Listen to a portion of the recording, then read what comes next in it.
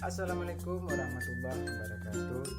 Apa kabar Ananda sekalian? Mudah-mudahan kita semua selalu diberikan kesehatan oleh Allah Subhanahu wa taala ya.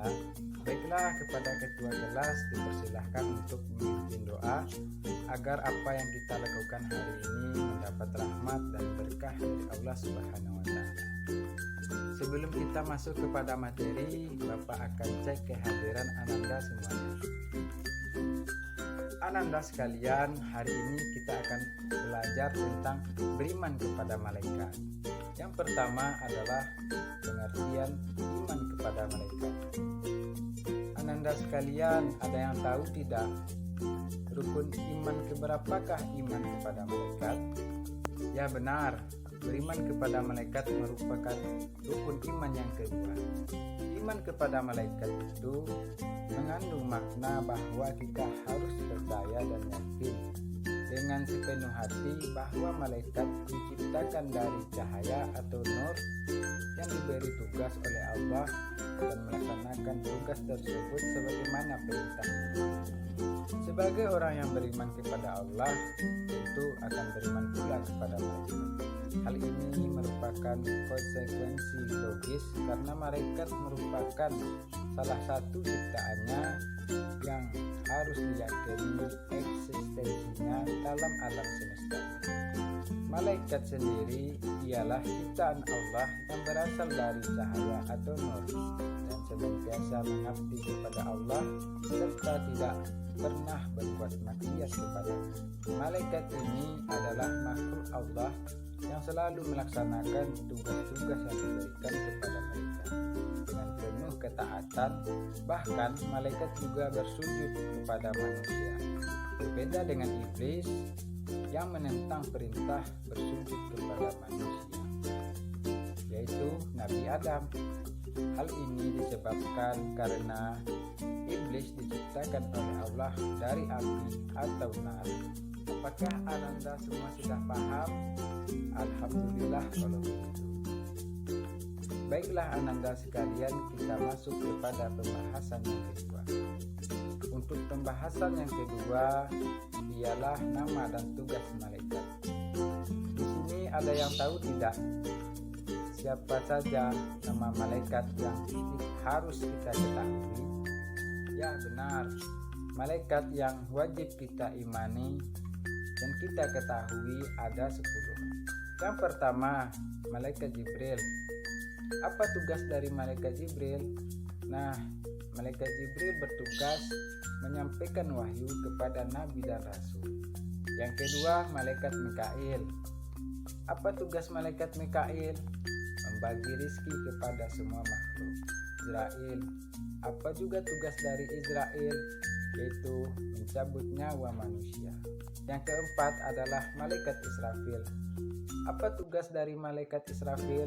Yaitu meniup sangkakala pada hari kiamat. Kemudian malaikat Rakib. Apa tugasnya? Mencatat amal baik manusia. Yang ketujuh, malaikat Atid. Nah, apa tugas dari malaikat Atid? Mencatat amal jelek manusia. Yang ketujuh, malaikat Munkar dan Nakir. Apa tugasnya? Menanya mayat dalam kubur. Kemudian malaikat Malik menjaga pintu neraka. Dan yang terakhir adalah malaikat Ridwan yang menjaga pintu surga. Apakah Ananda sudah paham? Alhamdulillah kalau begitu. Nah, kita masuk kepada yang ketiga, yaitu kedudukan manusia dan malaikat. Ada yang tahu tidak apa kedudukan manusia dan malaikat? Ya, baik. Jika belum tahu, Bapak akan memberitahukan kepada Ananda sekalian. Antara manusia dengan malaikat terdapat hubungan yang sangat erat. Kedua ciptaan Allah tersebut telah diciptakan Allah sejak dahulu kala. Di samping itu, antara manusia dengan malaikat terdapat persamaan dan perbedaan. Di antara persamaan dari kedua makhluk tersebut adalah satu, sama-sama makhluk ciptaan Allah. Yang kedua, sama-sama berkewajiban menyembah kepada Allah Subhanahu wa taala. Yang ketiga, sama-sama memiliki akal. Nah, sekarang sudah tahu persamaan, kita masuk kepada perbedaan. Apa perbedaan antara manusia dan malaikat? Yang pertama, manusia diciptakan dari tanah, sedangkan malaikat diciptakan dari nur atau cahaya. Sedangkan manusia berjenis kelamin, nah malaikat tidak berjenis kelamin. Manusia memiliki nafsu, sedangkan malaikat tidak memiliki nafsu. Manusia bisa dilihat, sedangkan malaikat tidak bisa dilihat. Akal manusia bersifat dinamis, sedangkan akal malaikat bersifat statis. Kemudian manusia tidak terjaga dari dosa, sedangkan malaikat terjaga dari dosa. Sampai di sini apakah Ananda semua sudah paham? Alhamdulillah kalau begitu.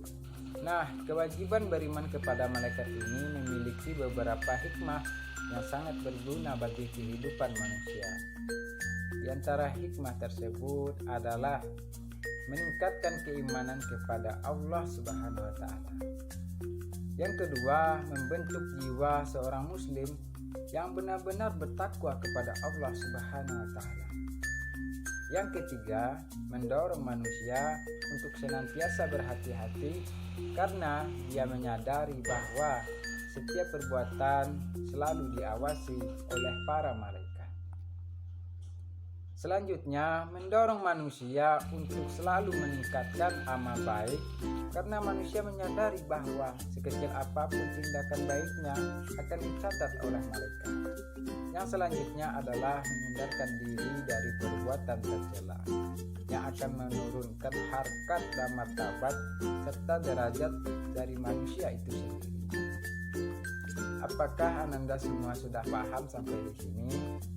Alhamdulillah. Baiklah, kita masuk kepada materi selanjutnya.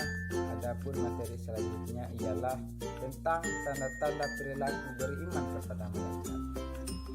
Nah, Ananda sekalian, bagi muslim yang memiliki iman kepada malaikat, seseorang akan menunjukkan beberapa perilaku yang mengindikasikan dari rasa keimanannya. Di antara tanda-tanda perilaku orang yang beriman kepada malaikat antara lain: 1. Bertindak hati-hati dalam berperilaku keseharian. Yang kedua, memiliki kepedulian sosial dalam hidup dengan masyarakat di sekitarnya. Yang ketiga, perilaku yang ditampilkan mampu menjadi suri tauladan bagi lingkungannya.